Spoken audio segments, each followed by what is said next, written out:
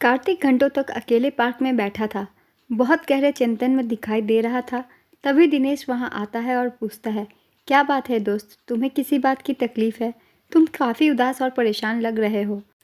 दिनेश भी हर दिन दौड़ लगाने पार्क जाया करता था, मगर कार्तिक ने कहा, कोई बात नहीं है, मुझे यहाँ आना अच्छा लगता है। कार्तिक हर शाम उस पार्क में जाकर उदास होकर बैठता था।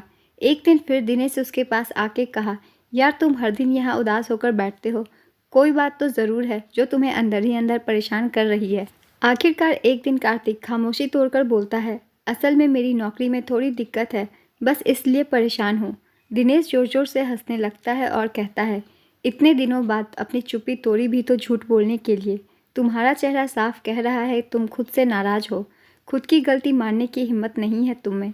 तुम इस पुरुष प्रधान समाज के वही पुरुष हो जो अपने अक्ल में इतने जकड़ गए हैं कि सच को स्वीकार नहीं कर पाते।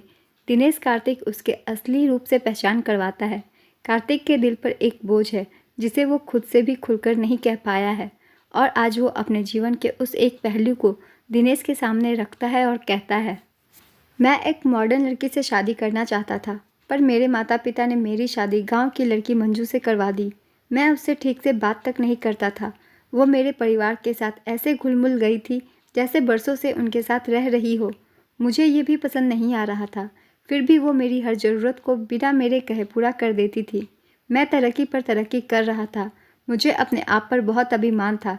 एक दिन नशे में धुत आकर मैंने मंजू के साथ बदसलूकी की। मैंने कहा, तुम मेरी ज़िंदगी की सबसे बड़ी गलती हो। शर्म आती है मुझे जब तुम्हें पत्नी कहना पड़ता है। मैं बोलता ही गया। मंजू के लिए यह सब नया नहीं था, पर मेरे माता पिता के लिए ये एक कड़वे घूंट के समान था। बिना मुझसे बात किए वो मंजू को अपने साथ ले गए। मैंने भी ऐसे बिहेव किया जैसे मुझे काले पानी की सज़ा से मुक्ति मिल गई हो।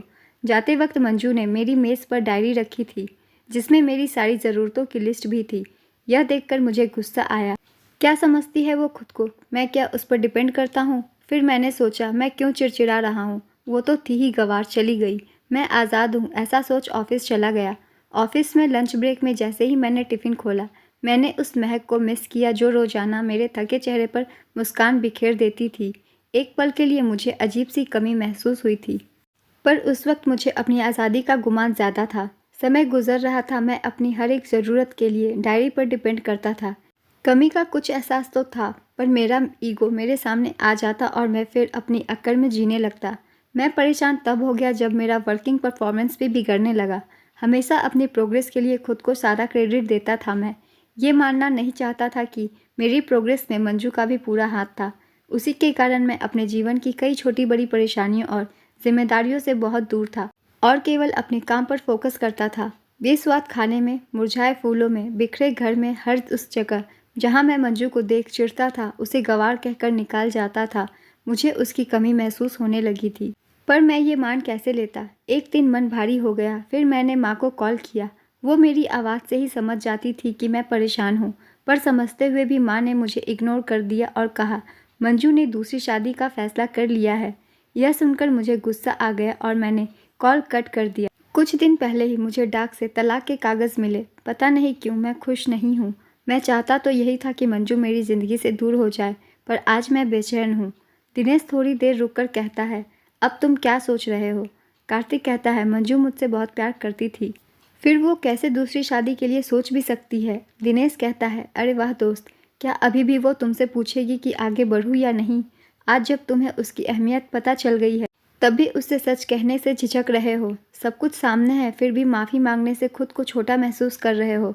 समझ लो, अगर अब भी अपने ईगो में रहे तो फिर मौका नहीं मिलेगा। कार्तिक को दिनेश की बात दिल पर लग जाती है।